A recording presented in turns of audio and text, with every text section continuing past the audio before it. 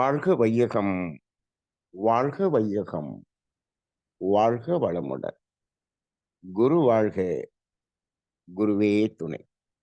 குருவின் மலரடி போற்றி. சிந்தனையை, உடல் நலத்தை சீரமைத்து உய்வித்த குருவே வாழ்க. தியானமே யோகம், யோகமே ஞானம். தமிழ் ஆனந்த யோகம். வாழ்க வளமுடன். மெய்யன்பர்களே,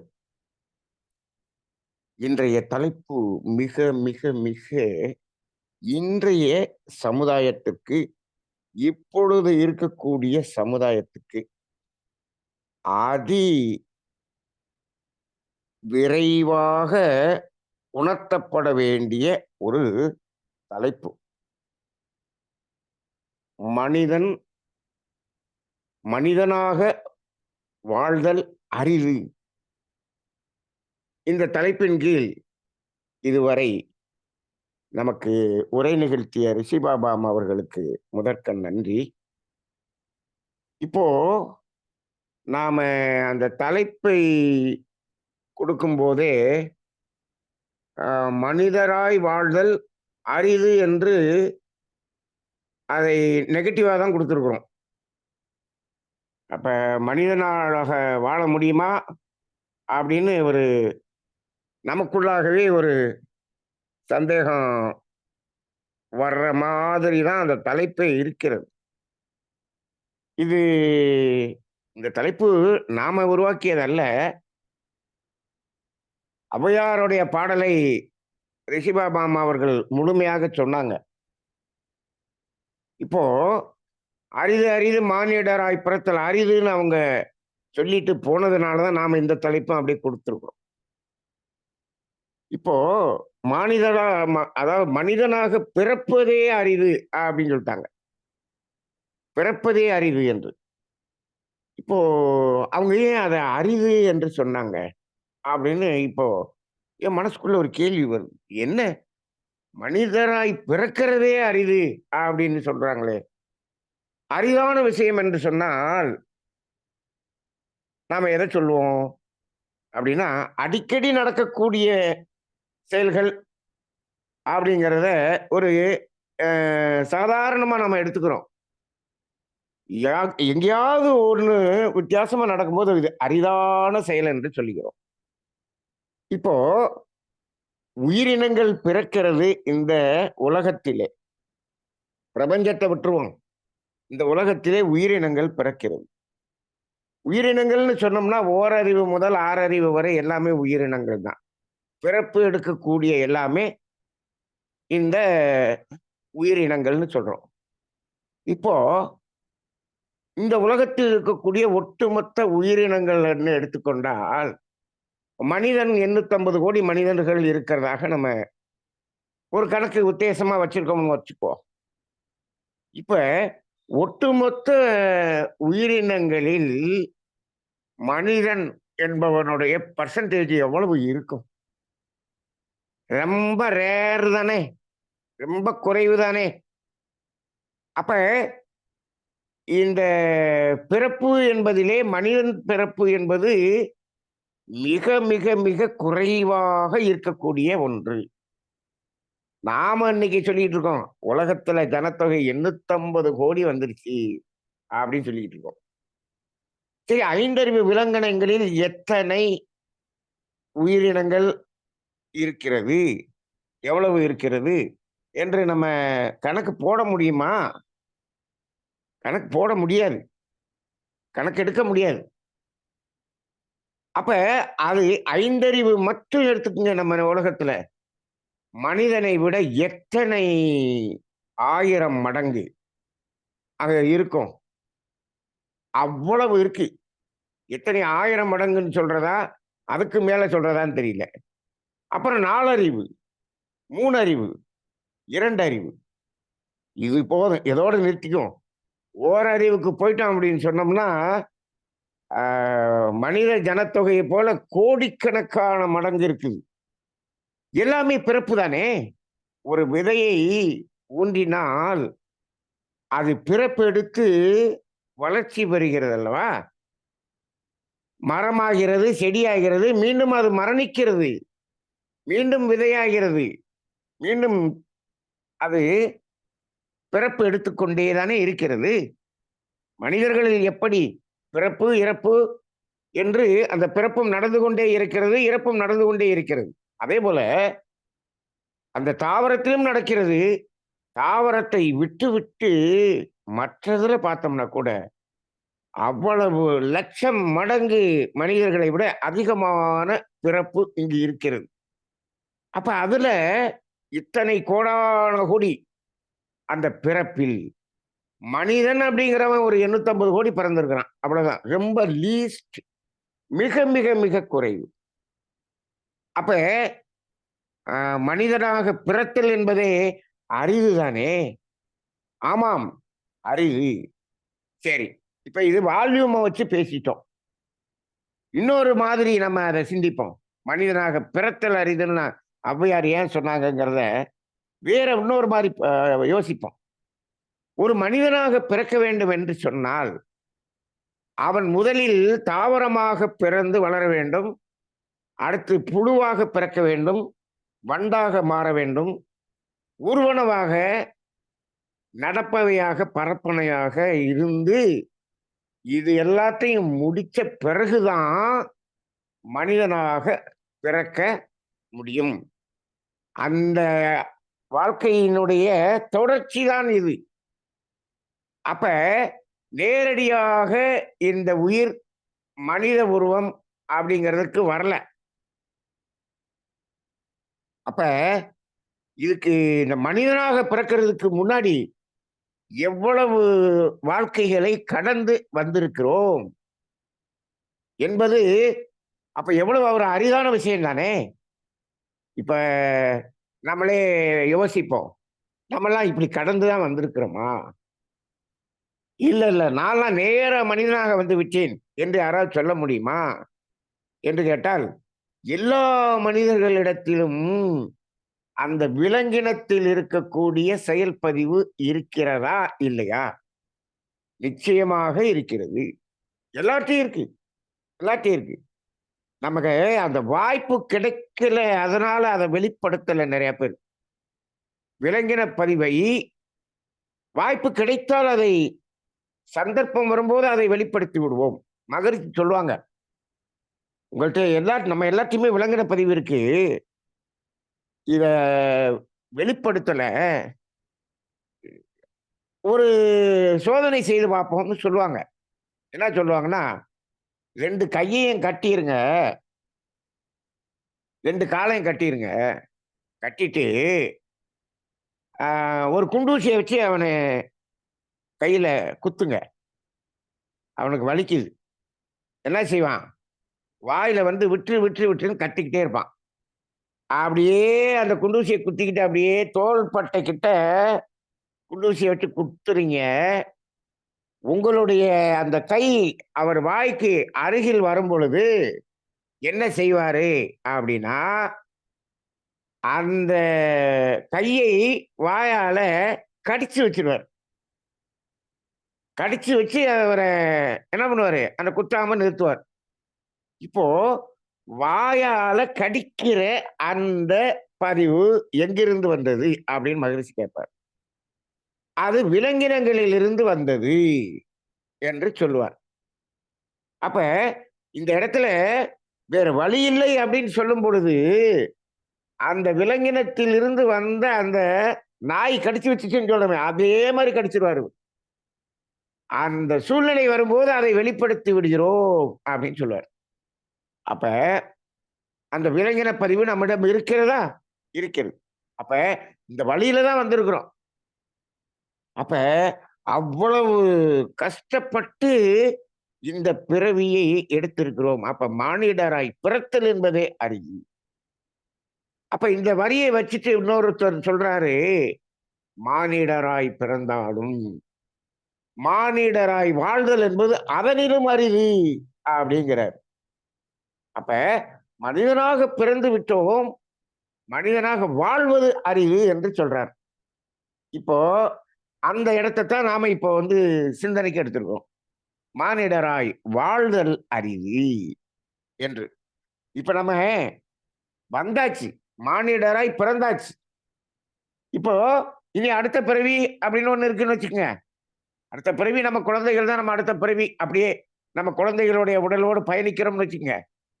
மனித பிறவி எடுத்த பிறகு மனித பிறவி தான் தொடரும். மனிதன் அடுத்த பிறவி என்று தொடர வேண்டும் என்று சொன்னாலும் மனித பிறவியாகத்தான் தொடர முடியும். சில பேர்லாம் சொல்றாங்க, நீ இறந்த பிறகு நாயா பிறப்ப, பன்னியா பிறப்ப, இப்படி எல்லாம் சொல்றாங்க.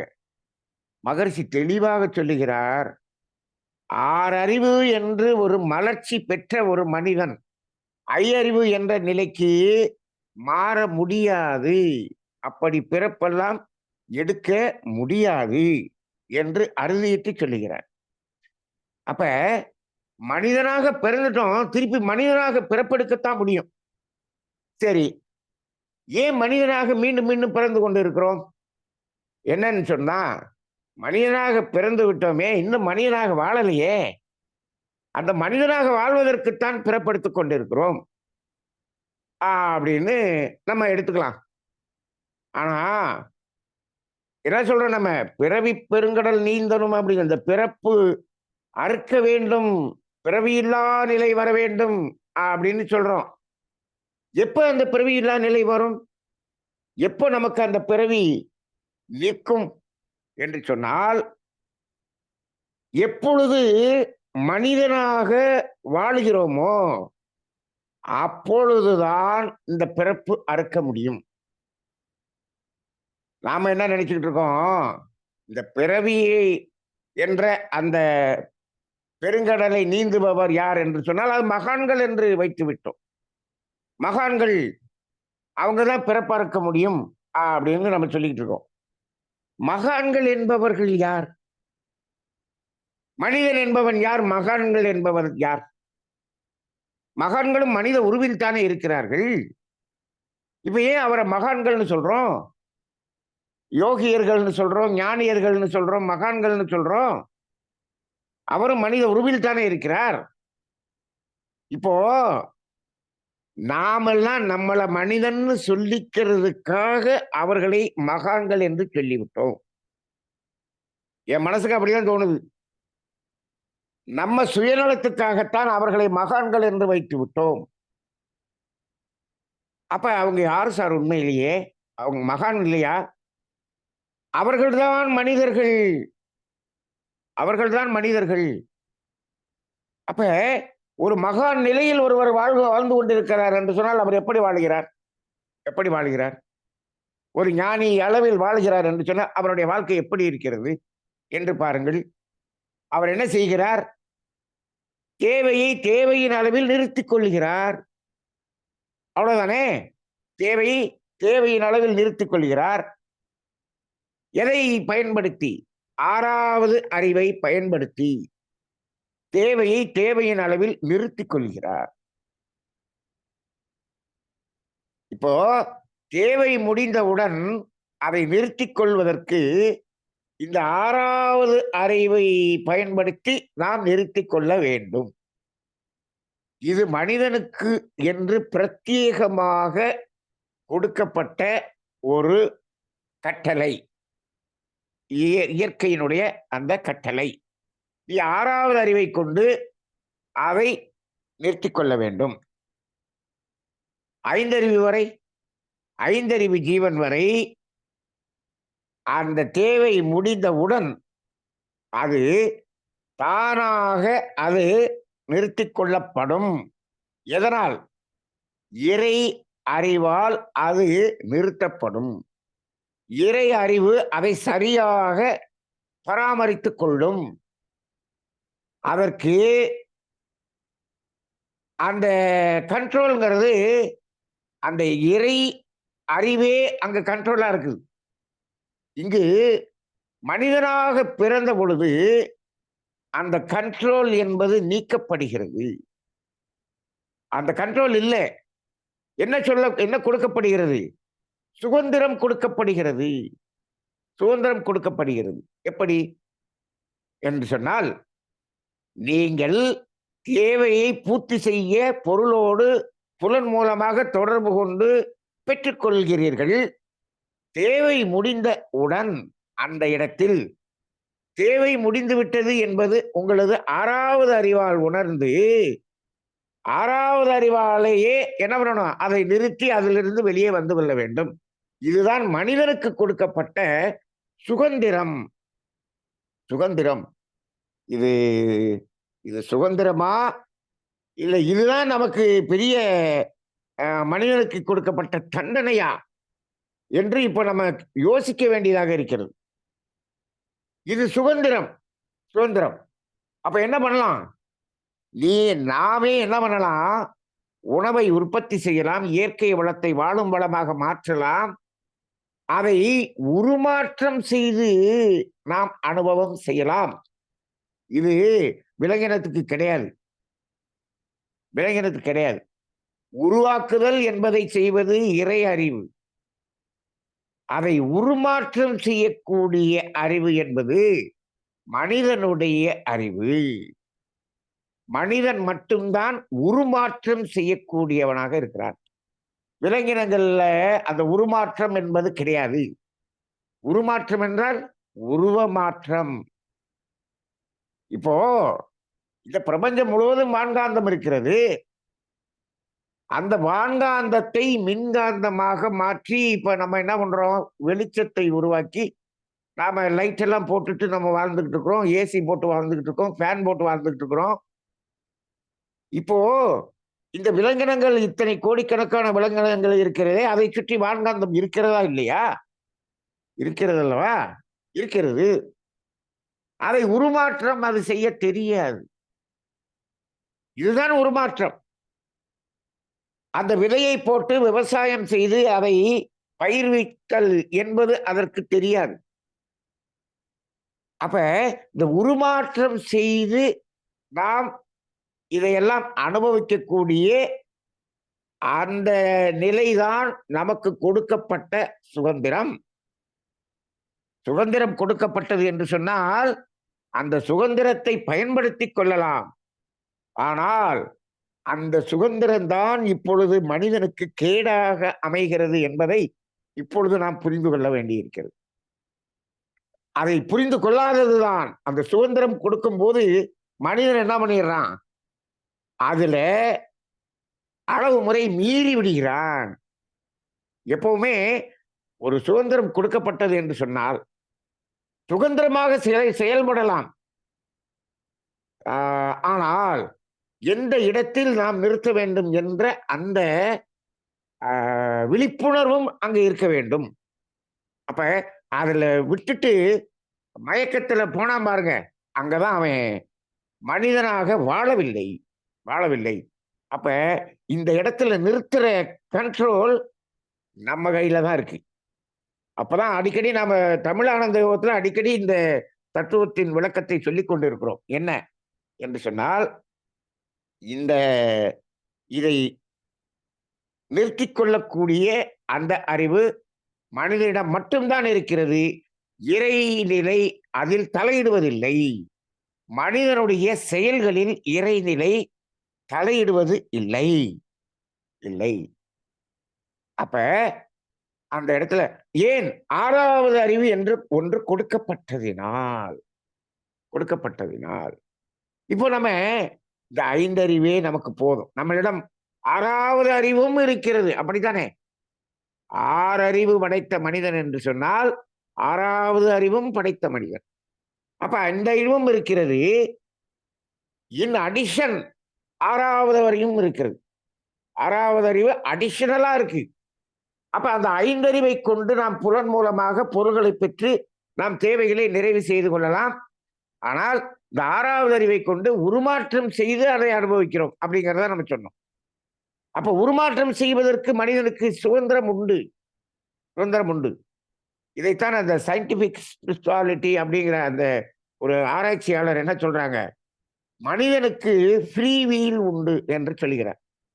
நாம சுதந்திரம் என்று சொல்வதை ஃப்ரீ வீல் என்று சொல்லுகிறார். விலங்கினங்கள் வரை ஃப்ரீ வீல் கிடையாது. மனிதனிடம் ஃப்ரீ வீல் இருக்கிறது என்று சொல்லுகிறார். அந்த ஃப்ரீ வீல் என்று கொடுக்கப்பட்டதினால்தான் மனிதன் அளவு முறை மீறுகிறான், அவன் கர்ம வினையை பதிவாக்கிக் கொள்ளுகிறான் அப்படின்னு அவங்க சொல்றாங்க. அதே தான் நம்மளும் சொல்றோம். நம்ம இந்த வேதாத்திரியத்தை நாம் எப்படி விளங்கிக் கொண்டோமோ, அதை அந்த ஆராய்ச்சியாளரும் அதே போல அந்த விளக்கத்தை கூறுகிறார். அப்ப இந்த இடத்துல மனிதனாக வாழ்தல் அரிது என்று சொன்னால், இதுல அந்த உருமாற்றி அனுபவம் செய்யக்கூடியதில் தேவையை மீறாமல் விழிப்பு நிலையில் நிற்கக்கூடிய இடத்தில் நின்றால் அவன் மனிதன். அதில் மயங்கினான் என்று சொன்னால் அவன் யார்? இப்ப அதுல மயங்கி அளவு முறை மீறுகிறான் என்று சொல்ல வைத்துக் கொள்வோம். அவனுக்கு என்ன பெயர் சொல்வது? இவன் மனிதன் இல்லை. சரி, விலங்கினம் என்று சொல்லிவிடலாமா? விலங்கினம்னு சொல்லவும் முடியாது. ஏன்? அது அளவு முறை மீறுவதில்லை. அப்ப அந்த விலங்கினம்னு சொல்றதுக்கும் நமக்கு தகுதி இல்லை. சரி, அதை கரெக்டா நிறுத்திட்டான்னா மனிதன்னு சொல்லலாம்.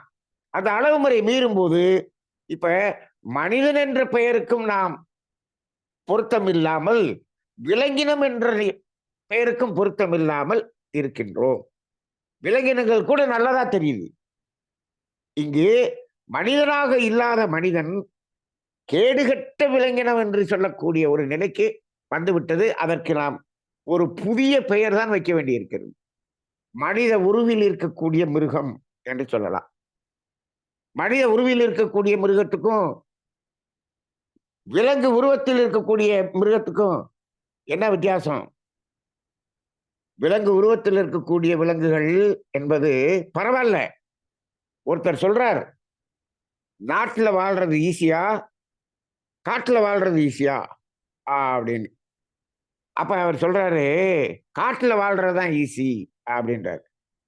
எப்படிங்க சொல்றீங்க? அங்க நாய் இருக்கும், நரி இருக்கும், புலி இருக்கும், சிங்கம் இருக்கும். இது கூட எல்லாம் எப்படி வாழ்வீங்க அப்படின்னு கேட்கிறாரு. அதுக்கு அவர் பதில் சொல்றாரு, அது நரி இருக்கும். நரி என்ன பண்ணணும்னு நமக்கு தெரியும். நரி நரி வேலையை மட்டும்தான் பண்ணும். நாய் நாய் வேலையை மட்டும்தான் பண்ணும். புலி புலி வேலையை மட்டும்தான் பண்ணும். அது இது இது இப்படித்தான் பண்ணுங்கிறது நமக்கு தெரியும். அதுக்கு தகுந்தாற் போல நாம் அங்கு அதுக்கு அதுக்கு பாதுகாப்பை ஏற்படுத்தி வாழ்ந்து கொள்ளலாம். ஆனால் இங்கு ஒரே மனிதன் எப்ப நரியா இருப்பான், எப்ப நாயா இருப்பான், எப்ப புலியா இருப்பான், எப்ப பூனையா இருப்பான் அப்படின்னு தெரியலையே. ஒரே மனிதனே இத்தனை வேலையும் பண்றானே, இவனுகிட்ட வாழ்றத விட அங்கேயே போய் வாழ்ந்துடலாமே. நரி வருதுன்னு தெரிஞ்சுன்னா நரிக்கு தகுந்த மாதிரி நம்ம நம்ம என்ன பண்ணிக்கலாம், இருந்து கொள்ளலாம். இங்க மனுஷன் நரி மாதிரி வருவான், அதுக்கு தகுந்த மாதிரி இருந்தோம்னா இங்க வந்தோடனே நாயா மாறிடுறான் அப்படிங்கிறார். அப்ப ஒரே மனிதன் நரியாக, நாயாக, பூனையாக, புலியாக இத்தனையுமாக இருக்கிறானே என்று சொல்றார். அத்தனையுமாக இருக்கிறான்னு சொன்னவரு மனிதன் மனிதனாக இருக்கிறான்னு சொல்றாரா? இல்லையே. அப்ப மனிதன் மனிதனாக மட்டும் இல்லை இல்லை அப்படிங்கிற நிலை இருக்கிறது. அப்ப இந்த இடத்துல நமக்கு உருமாற்றம் செய்து அதை அனுபவிக்கக்கூடிய அறிவு கொடுக்கப்பட்டு இருக்கிறது என்று சொன்னதுனால நம்ம என்ன பண்றோம்? அந்த பறவைகள் வந்து நெல்லை அப்படியே சாப்பிடுது. நம்ம அந்த நெல்லை எடுத்து உமியெல்லாம் எடுத்து அரிசியாக்கி அதை மாவாக்கி அதை தோசையா, பணியாரமா, ஆப்பமா, இட்லியா மாற்றி உருமாற்றி இப்படி எல்லாம் சாப்பிடுறோம். ரைட், பரவாயில்ல. அப்ப இதெல்லாம் நமக்கு கிடைச்சிருக்கு. கிடைச்சிருக்குனாலும் அப்ப தேவை முடிந்தவுடன் நிறுத்தணுமா வேணாமா? அங்கதானே மயங்கி விட்டான். மயங்கி விட்டான். ஏன் நிறுத்தணும்னு கேட்கிறான். அதான் இறைவன் நமக்கு இந்த உரிமையை கொடுத்து விட்டானே, உருமாற்றம் செய்து அனுபவிக்கக்கூடிய உரிமை கொடுத்து விட்டானே. ஆமாம், உருமாற்றம் செய்து அதை சாப்பிடுன்னு கொடுத்துட்டான். ஆனால் அதையும் தேவையின் அடிப்படையில் சாப்பிடுன்னு தான் கொடுத்தான். இப்போ பசிக்குது, நீங்க இட்லி சாப்பிடுறதுனாலும் சாப்பிடலாம், தோசை சாப்பிடுறதுனாலும் சாப்பிடலாம், பூரி சாப்பிடுறதுனாலும் சாப்பிடலாம். அது உங்க இஷ்டம். ஆனால் எத சாப்பிட்டாலும் பசிக்கிற அளவுக்கு சாப்பிடு. அதுதானே இங்க. அந்த இடத்துல நிறுத்து. எத சாப்பிட்டாலும் அந்த இடத்துல நிறுத்து. அங்க நிக்க முடியல. நிக்க முடியல. இட்லி சாப்பிட்டா நிக்க முடியுது. பூரி சாப்பிட்டா இன்னும் 4 போகுது. அப்ப அந்த இடத்துல மயக்கம் என்று ஒன்று வருகிறது அல்லவா? இங்கே இந்த மயக்கம் என்ற ஒன்றுதான் மனிதனை மனிதனாக வாழ விடாமல் தடுக்கிறது. மயக்கத்தினால் தான் மனிதன் மனிதனாக வாழ முடியவில்லை. அப்ப இந்த மயக்கம் இல்லை என்று சொன்னால், அவன் அந்த தேவை நிறைவேறியவுடன் அங்கு நிறுத்திவிட்டான் என்று வைத்துக் கொள்ளுங்கள். அப்பொழுது இந்த 6வது அறிவு என்பது என்ன செய்யும்? அதனுடைய வேலை என்ன? உருமாற்றம் செய்து அனுபவம் செய்தாகிவிட்டது. இப்பொழுது இந்த 6வது அறிவின் வேலை என்ன? இந்த 6வது அறிவு என்பது என்ன? முதல்ல அது தெரியணுமே. இந்த 6வது அறிவு என்பது என்ன? என்று சொன்னால், தனித்த மனம் என்பதுதான் 6வது அறிவு. தனித்த மனம் என்பது 6வது அறிவு. தனித்த மனம் என்றால், அழுத்தம், ஒலி, ஒலி, சுவை, மனம் என்பதில் ஒடுங்காமல், அதில் இணையாமல், அப்படி இருக்கக்கூடிய ஒரு நிலை அறிவுதான் அந்த மனம் தான் 6வது அறிவு. வெறும் மனம், வெறுமையான மனம், அம்மனம் இப்படியெல்லாம் நிறைய வார்த்தைகள் சொல்றாங்க. அதுதான் 6வது அறிவு. இப்போ தேவை முடிந்தவுடன் அதில நிறுத்திட்டோம். இப்ப இந்த 6வது அறிவு என்ன செய்யும்? அந்த மனம் என்ன செய்யும் என்று சொன்னால், அந்த மனதினுடைய தேவை என்பதை அது செயல்படுத்த ஆரம்பிக்கும். இப்போ ஐயர்வு விலங்கினங்கள்லாம் மனதினுடைய தேவை இருக்கிறதா? என்று கேட்டால் இல்லை, இல்லை. மனதினுடைய தேவை என்று ஒன்று இல்லை. என்ன? அந்த அந்த மனம் வந்து அது அழுத்தம், ஒலி, ஒலி, சுவை, மனம் இந்த 5க்குள்ள தான் இருக்கும். தனித்த மனம் அங்கு கிடையாது. தனித்த மனமாக இருந்தால், அந்த மனதினுடைய தேவை என்பது நாம் சொல்றோமே ரசித்தல் என்ற ஒரு நிலைக்கு செல்லும். ரசித்தல் என்பது மனிதனுக்கு மட்டுமே. அப்ப அது தேவை முடிந்தவுடன் அந்த 5 அறிவு விலங்கினங்கள் எல்லாம் என்ன ஆகுது? என்ன ஆகுது அப்படின்னம்னா, அமைதிக்கு போயிருது. அமைதி என்ற ஒரு நிலையில இருந்துக்குது. அவ்வளவுதான். ரசித்தல் அப்படிங்கிற ஒரு தன்மை இந்த 6வது அறிவு என்ற தனித்த மனதுக்குத்தான் உண்டு. அதான் மனதின் தேவை என்று சொல்கிறோம். ஐயறிவு வரை உடலின் தேவை மட்டுமே. ஏனென்று சொன்னால், உடலின் மூலமாக, புலனின் மூலமாக, 5 புலன்களின் மூலமாக அழுத்தம், ஒலி, ஒலி, சுவை, மனம் என்ற 5ஐயும் உணர்வதுதான் அங்கு அந்த பிறப்பின் நோக்கமே. இங்க மனித பிறப்பின் நோக்கம் அந்த 5 மட்டும் அல்ல. அந்த 5 மட்டும் அல்ல. 6வது அறிவு என்று ஒன்று கொடுக்கப்பட்டு விட்டது. அந்த 6வது அறிவுக்கு 6வது புலன் என்று ஒன்று இல்லை. 6வது காந்த தன்மாற்றம் என்று ஒன்று இல்லை.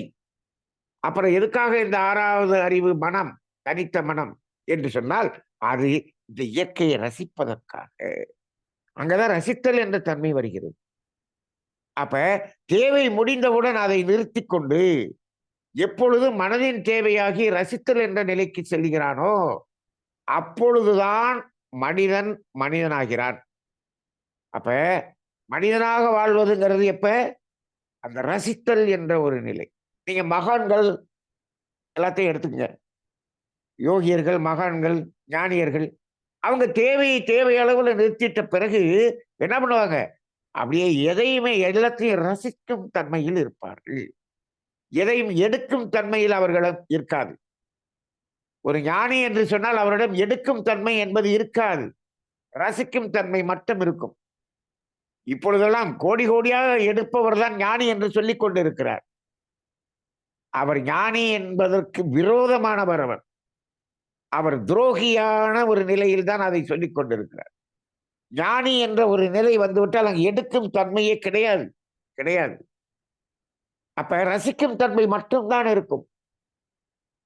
அப்ப பறித்தல் என்பது இருக்கக்கூடாது அங்கு. பொருளை பெறுதல் என்பதே அங்கு இருக்கக்கூடாது. அந்த நிலை. அப்ப அந்த நிலைக்கு ஒரு மகான் வந்திருக்கிறார் அல்லவா? இப்ப அவர் மகானாக வாழ்கிறாரா? மனிதனாக வாழ்கிறாரா? அவர்தான் மனிதனாக வாழ்கிறார். அவர்தான் மனிதனாக வாழ்கிறார்.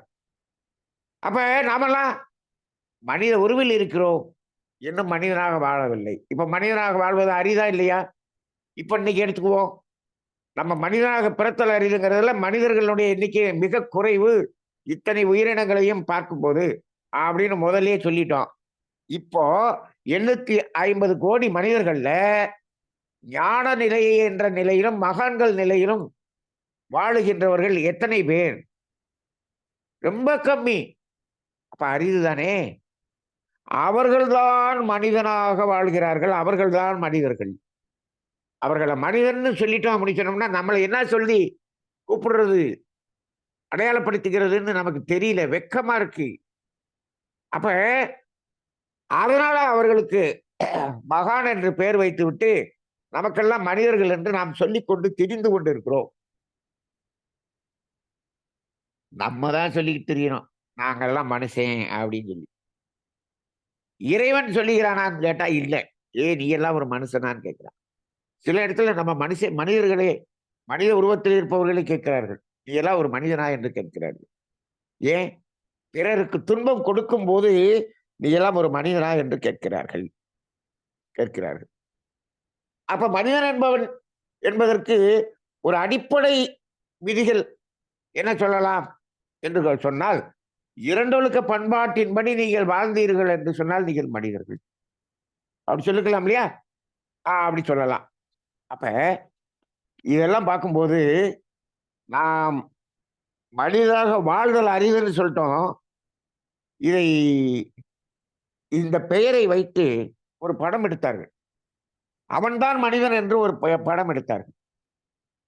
அவன்தான் மனிதன் என்று அந்த கேரக்டர முழுசையும் கொண்டு வந்து, கடைசியா அந்த கேரக்டர் இறக்கும் வரை அந்த கேரக்டர அப்படியே கொண்டு வருவாங்க.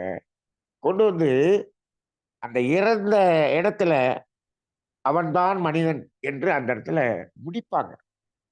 அப்ப அந்த நிலைக்கு அவன் எப்படியெல்லாம் வாழ்ந்து கொண்டிருந்தான் அப்படிங்கிறத பார்த்தோம் அப்படின்னு சொன்னோம்னா, முழுக்க முழுக்க முழுக்க இரண்டொழுக்க பண்பாட்டின் அடிப்படையில் அவன் வாழ்ந்து கொண்டிருப்பான். அந்த கேரக்டர் முழுதும் அப்படிதான் இருக்கும். அவன்தான் மனிதன் என்று சொன்னார்கள். அப்படி ஒரு படத்த எடுத்து ரிலீஸ் பண்ணாங்க. ரொம்ப காலத்துக்கு முன்னாடி வந்த படம். அப்ப அந்த நிலையில் இப்பொழுது யாராவது வாழ்கிறார்களா? அந்த படத்தை எடுத்த டைரக்டரே வாழல. அந்த படத்தை எடுத்த புரொடியூசரே வாழல. அந்த படத்தில் நடித்த அந்த சிவாஜி கணேசனே அப்படி வாழல. அங்க நடித்தார். அவ்வளவுதான். அவன்தான் மனிதன் என்ற படத்தில் அவர் மனிதனாக நடித்தார். அவர் வாழ்ந்தாரானா இல்ல. இல்ல. அப்ப அப்படி ஒரு நிலை. அப்ப அதை நாம் என்ன சொல்றோம்?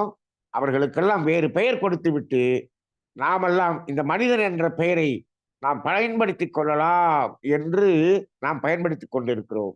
ஆனால் உண்மையிலேயே மனிதனாக வாழ்தல் என்பது அரிது. அப்ப மிக குறைந்தவர்கள் தான் மனிதனாக வாழ்ந்து கொண்டிருக்கிறார்கள். இப்ப நாமெல்லாம் மனிதனாக வாழ்வதற்கு முயற்சி செய்து கொண்டிருக்கிறோம். அதுதான் வேதாத்திரியம் என்பதே மனிதனாக வாழுவதற்கு உரிய பயிற்சிகளை கொடுப்பதுதான் வேதாத்திரியம். அருகுண சீரமைப்பு இது எல்லாமே மனிதனாக வாழ்வதற்குத்தான். அதுக்கப்புறம் இறை உணர்வு பெறுவதற்கு அவரவருடைய நிலை. மனிதனாக வாழ்வதற்குத்தான் இத்தனை பயிற்சிகள் கொடுக்கிறார். இத்தனை தத்துவங்கள் கொடுத்திருக்கிறார்கள். இத்தனை தற்றோதனை, இத்தனை அகத்தாய்வு எல்லாமே மனிதனாக வாழ்வதற்குத்தான் கொடுத்திருக்கிறார் மகன். இப்பொழுதெல்லாம் அதுவே தேவையில்லை. வாங்க மிக சுலபமாக ஞானம் அடைந்து விடலாம் என்று இப்பொழுது நமது மனவளக்கலை அன்பர்களே சென்று கொண்டிருக்கிறார்களே. அப்ப மனிதனாக வாழ்றதுக்கே இங்க என்ன இல்ல, இந்த பயிற்சியை செஞ்சு மாறுவதற்கு தயாராக இல்லை. இன்னும் அங்க ரொம்ப ஈஸியா இருக்கு. மனிதனாக மாறாமலேயே ஞானம் அடைந்து விடலாம் என்று அங்க ஒரு கூட்டம் போய்கொண்டிருக்கிறது. நாம் எப்படி ஐந்தறிவு விலங்கினங்களாக மாறாமல் மனிதனாக வர முடியாது, மனித உருவத்தில் வர முடியாது. அதே போல இங்கு மனிதனாக மாறாமல் அந்த ஞானம் என்ற நிலையை அடைய முடியாது. முதல்ல மனுஷனா மாறு. அதுக்கே இவ்வளவு கஷ்டம் இருக்குது. ஒரு கஷ்டமும் தேவையில்லை. எல்லாத்தையும் தூக்கி போட்டு ஞானம் அடைந்து விடலாம் என்று சொல்லும்போது, இது அதைவிட மிக, மிக, மிக, மிக ஒரு பெரிய வியாபாரமாக இருப்பதை நாம் பார்க்கிறோம். அந்த அடிப்படையிலே மானிடராய் வாழ்தல் அரிது என்று சொல்கிறோம். ஆனால் கடினம் என்று சொல்கிறோமா? இந்த தலைப்பில மானிடராய் வாழ்தல் கடினம் அப்படின்னு தலைப்பு குடுத்தோமா? இல்ல. மானிடராய் வாழ்தல் அரிது என்று தான் சொல்லியிருக்கிறோம்.